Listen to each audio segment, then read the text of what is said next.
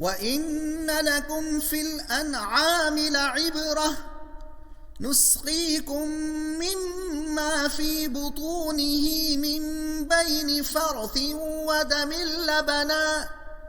لَبَنًا خَالِصًا سَائِغًا لِّلشَّارِبِينَ وَمِن ثَمَرَاتِ النَّخِيلِ وَالْأَعْنَابِ تَتَّخِذُونَ مِنْهُ سَكَرًا وَرِزْقًا حَسَنًا إِنَّ فِي ذَلِكَ لَآيَةً لِقَوْمٍ يَعْقِلُونَ وَأَوْحَى رَبُّكَ إِلَى النَّحْلِ أَنِ اتَّخِذِي مِنَ الْجِبَالِ بُيُوتًا وَمِنَ الشَّجَرِ وَمِمَّا يَعْرِشُونَ ثُمَّ كُلِي مِن كُلِّ الثَّمَرَاتِ فَاسْلُكِي سُبُلَ رَبِّكِ ذُلُلًا يَخْرُجُ مِن بُطُونِهَا شَرَابٌ مُخْتَلِفٌ أَلْوَانُهُ فِيهِ شِفَاءٌ لِلنَّاسِ إِنَّ فِي ذَلِكَ لَآيَةً لِقَوْمٍ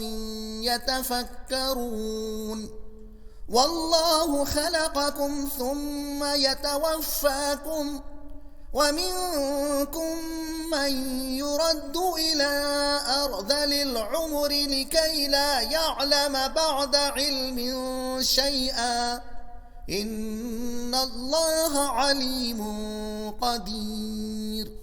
مضمون شرک کا ابطال اور توحید کا اثبات۔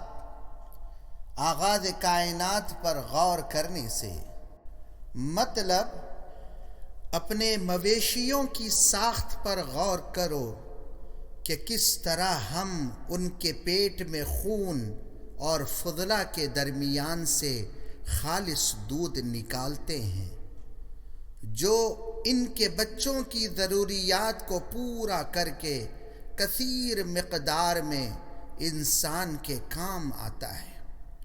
کھجور کے درختوں اور انگور کی بیلوں کی بناوٹ گواہی دے رہی ہے کہ ہم ان میں سے دو قسم کی پینے کی چیزیں نکالتے ہیں، ایک نشہ آور اور حرام، دوسری پاک اور حلال۔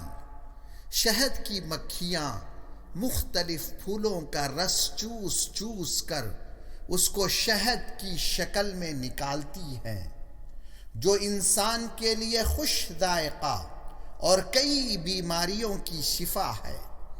موت و حیات بھی ہمارے ہی قبضہ قدرت میں ہے۔